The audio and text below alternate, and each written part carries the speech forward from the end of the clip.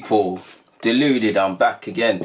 Now later today, Norwich and Arsenal will play in the Premier League. Hopefully it's all fun and games for Freddie Ljungberg during his short-term stay as Arsenal manager, or who knows, he might get it long-term. Hopefully we can just win. Because for me, what I'd like to see by Ljungberg, and you lot know me, I've actually, someone in my comments, you lot are crazy. I made a video, I think I was speaking about several subjects, but I said Ljungberg would manage this club one day, and I wouldn't say it was going to be in these circumstances, but because of the way the game was going, I genuinely thought that was the next step, and you're seeing it happen, people. Moving on from that as well, though, people, I'm sitting on a book, let me take that off. You've also seen Mertesacker on a short-term basis is going to be promoted into some sort of, I assume, a coaching role within the first team. And I mean, regardless of Emery's future or Ljungberg being in the position and whatnot, similar to what I just said about Ljungberg managing one day, you would think the next step in terms of progression would be Mertesacker integrating into the first team in some sort of role, whether that's basically, you know, he's head of youth development, if he's head of something for the first team, you see what I'm saying, the natural promotion sort of thing. For us, it's good. I think it's a good one for him, because obviously Ljungberg's a bit older than Mertesacker, but they're more or less, you've described them as young coaches. Mertesacker's been at the club for a while, they can help each other and whatnot, people. For Ljungberg, obviously, he's made no secret of his aspirations, to become a manager in his own right. And he's someone that will take chances with both hands. The same ambition that saw him leave Arsenal when he was a coach and go and be an assistant manager, saw him obviously not turn down this role. Now, he's got the perfect audition. With the way the game's going, I believe coaches are going to be developed in-house. You look at Arteta, who's being developed at City and seen as earmarking long-term. Ljungberg to a different degree. Ollie obviously was at Cardiff and Mulder, but you get the point in it. They're being nurtured in-house. So Ljungberg, through that, Ljungberg's been given an opportunity, and for him, obviously, we're assuming that if he proves himself, he could complicate who becomes the long-term manager. But we're assuming all he can do this season is give young players opportunities, restore confidence to the young and experienced players, to the fans as well. He's obviously Freddie's obviously an Arsenal favourite. He's obviously very charismatic, so that's something for us to gravitate towards. But when you look past the euphoria and whatnot, people, the euphoria of a new manager, of getting behind Ljungberg, I'm not talking about turning on managers and doing these things, but this sort of euphoria or feel-good factor, if we keep losing, is going to go away, people. So for Ljungberg, he's got a terrific opportunity. As much as he's been played under Wenger and learned under this coach and this, and you hear with the young players, to us fans, we don't know if he can coach. We hear what the young players are saying. Obviously, he can coach, but we don't know. We don't know what he can do. It's like Arteta to a degree. We don't know. We can go and make assessments, and obviously I've seen what Ljungberg's done with the 23s, but in regards to the first team, it's unknown. We don't know what formation he's going to do. We don't know how he's going to implement. We don't know how he's going to deal with player relations and things, which he does seem quite good at, and we just don't know what he's going to do, people. We don't know if he can coach. Apparently you're seeing reports that people inside the club, some people are sceptical, and to be fair, that report hasn't gone since the moment Ljungberg was linked with taking it on a short-term effect. And as much as I like Ljungberg, obviously these concerns, to a degree, you can say they're valid, because it's like if you're having heart surgery and a doctor rocks up and he's never operated on a heart before, and this is literally life or death for you, you're going to be shook and you're going to be pessimistic, aren't you, people? A bit of an extreme example, but you get the point.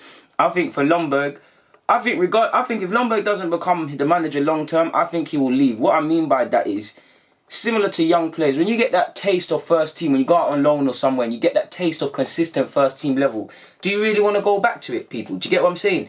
Ljungberg says he wants to be a manager, and he said more or less if it doesn't happen here, he will go elsewhere. So if he does do okay here, but we still go for a next man, would he then move on? I think he would, because you've got what you wanted, you've had a taste of management.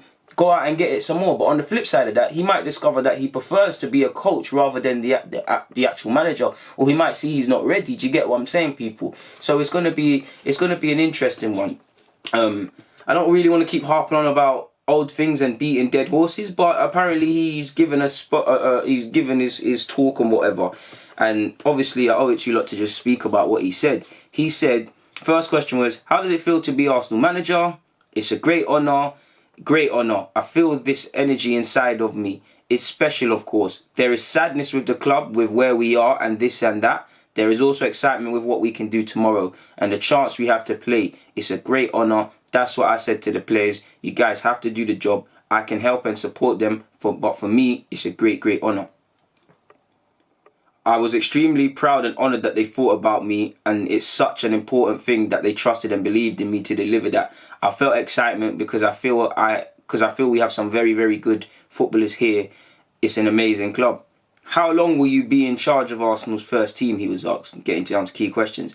He replied, there is no indication of how long or how short. They just said concentrate on the next game, do as well as you can, and we'll see from there. For me, I concentrate on those players. We have a game tomorrow and should try to do the best we can. Do you want to be Arsenal manager first, full time?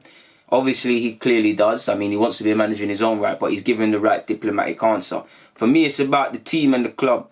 I try to concentrate for the future. We have a game tomorrow. We have to try and win that. There might be a few other games, but for me, that's what I look at. The other stuff is totally irrelevant. And that's right, people. Of course, when you're in Ljungberg's position, you probably can't help but think of potentially managing the club long term, because you obviously got a good, past with Arsenal. If you've been watching us in the last however many years, obviously this is always what he wanted to be, a manager. Of course, naturally, it's in any job. You want to make things of this. But I think he's being very smart.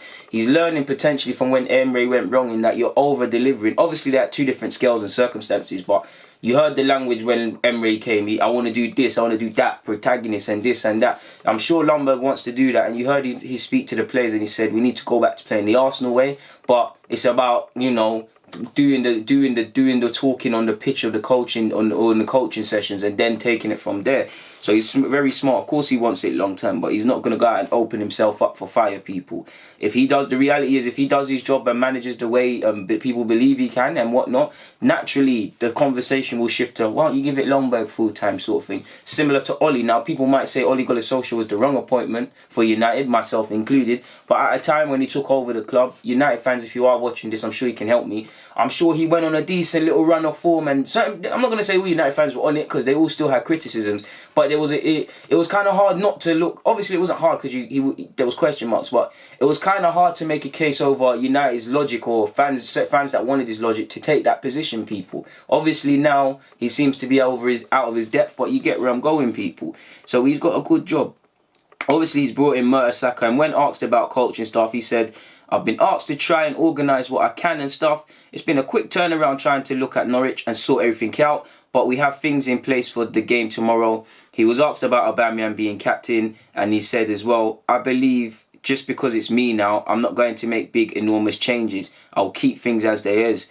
There's been so many things and discussions in the media, I'll leave that. And I'll concentrate on how we'll play and what we can do on the football pitch. You'll see that tomorrow. What I like about Ljungberg is he actually doesn't trust the media as well, people. So he'll never give much away. And I think we need that as a club. I think Ljungberg's smart in what he said, in that obviously they can't change too much. The fact, potentially the players, I don't even know what Emery specifically changed, but you did hear a lot of language with things changing, and then he'd change them again. The players need to first and foremost get back to basics, and they need to enjoy training and things like that. So he needs to be very smart, and he is. He's not going to try and do too much too quickly. Ljungberg strikes me as someone where the modern day manager, for whatever you say about their coaching, they're very good at people skills. You look at Tyrese, John Jules, you look at all these players in Maitland now, it seems like everybody's grinning teeth and smiling in his training sessions, people. And whatnot, and we all know some young players will get an opportunity, man. What I want to see from Ljungberg, I'm not expecting fireworks, because on one hand you can say he's out of his depth where the club is at the moment, but I just want him to show that charisma. I want him to show that fighting spirit he showed in his playing days, and even shown getting a yellow card the other day in whatever game.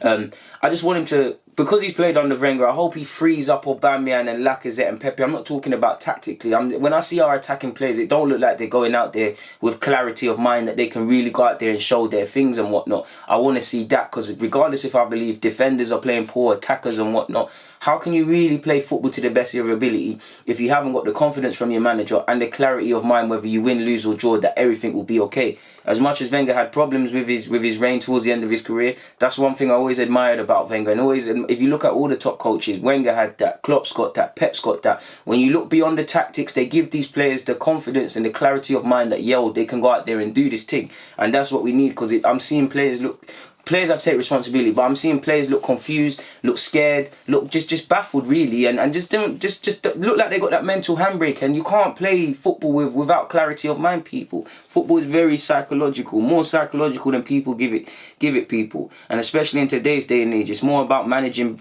egos and relations more often than not. Especially when I don't think they'll do it to Ljungberg. But you heard whether Emery can demand respect or not is a different thing. I don't think he deserved to be mocked by by the players and young players. I think that says a lot about Emery, because he's failing to command respect and they just never got with him. But I believe in life. Things like that say a lot about you as a person. And these young players and professional players, they're at Arsenal Football Club. You don't do certain things. They've got to look at themselves closer to home.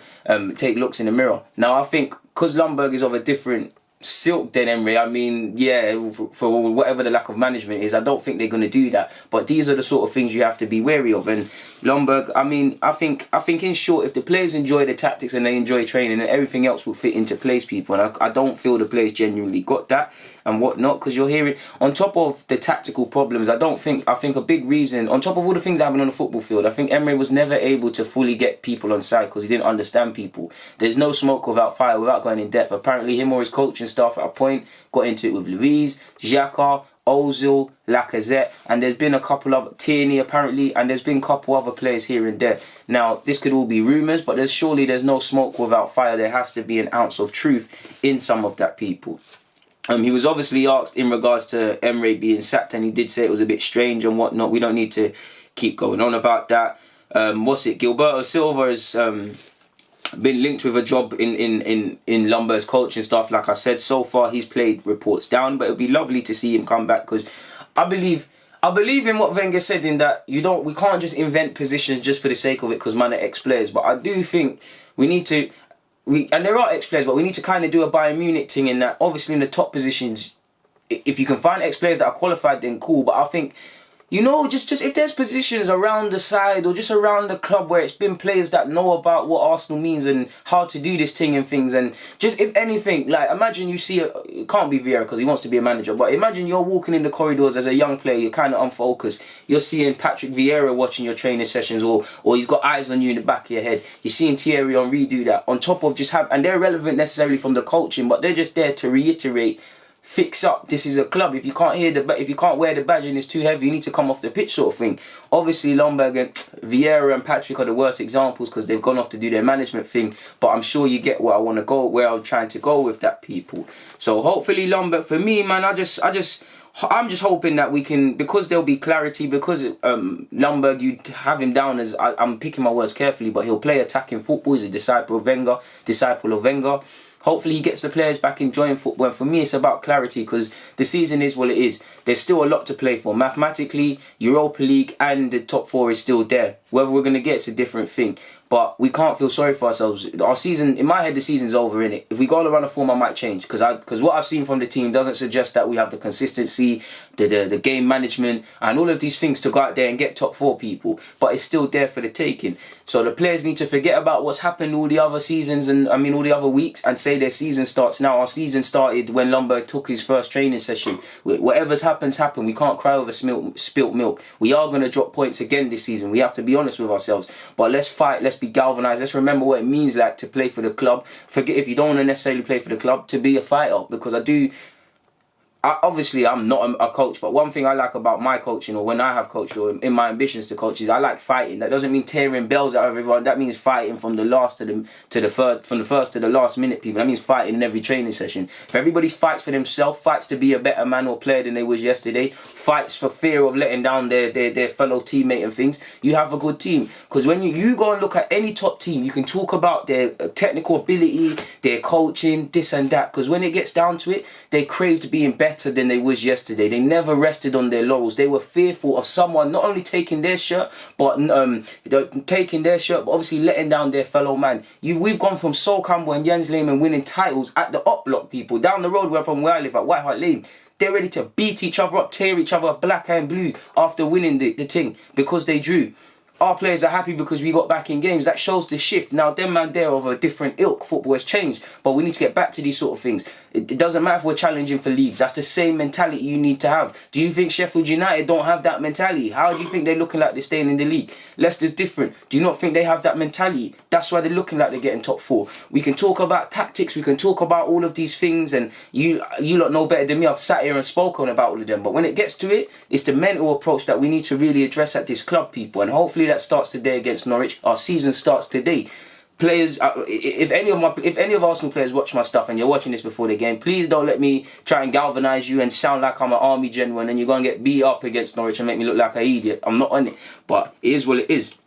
Moving forward, Josh Kroenke was at the training ground, and with obviously everything that's going down, he was obviously going to address the players and whatnot. He obviously said him and Raul and Edu, I believe, earlier in the summer said top 4 we need to get. Emery's been given the tools more or less. He's failed to do that, but he's come and spoken, people. He was spoken. Obviously, I believe this is his transcript, people. I believe this is obviously in relation to the first message. Is obviously in relation to Emery's departure. How did the decision come about? Like all our fans and supporters around the globe, we have been concerned about our recent string of performances. We wanted to support Unai, and his staff until we ultimately decided it was time to make a change. And ultimately we came to that decision over the last several weeks as a group between myself, Raul, Vinay and Edu. So they lost confidence in him a long time ago, and they were clearly, I assume, waiting to see if there'd be an uptick in results, waiting for that one victory and then hoping we go on a winning run. And Emery did sort of buy life, and I think the fans' pressure kind of, I don't feel the fans necessarily influenced getting rid of Emery and whatnot, but I definitely think it played some tiny little part in their decisions. And several weeks, that means what we've been seeing for several weeks, it's needed to happen. And the Frankfurt game, while it was only Europa League, and excluding that we've had a near enough perfect record in the Europa League, it summed up where we've gone. Emery rolled the dice. He named his strongest team in the Europa League, and he failed to do it. And it's sad. It's not sad, but it's almost ironic how the man that was praised as the king of Europa League, the final sword that stuck him in the gut was a defeat in that same competition, people. And for Emery, I mean, it sums up Emery's time at Arsenal. I don't think he's ever had clarity in his decisions. I think he's listened to too many people. I think he's changed things too many. Inconsistent tactics. I think to sum up Emery's time here, he's got there's about 10 minutes left. His job is on the line. He's got Pepe and Lacazette on the bench. There's fan pressure on him. It's been a poor week of running games. It's 2-1 to Frankfurt. They've come back behind. There still have been pressure if we drew, but you could have drawn.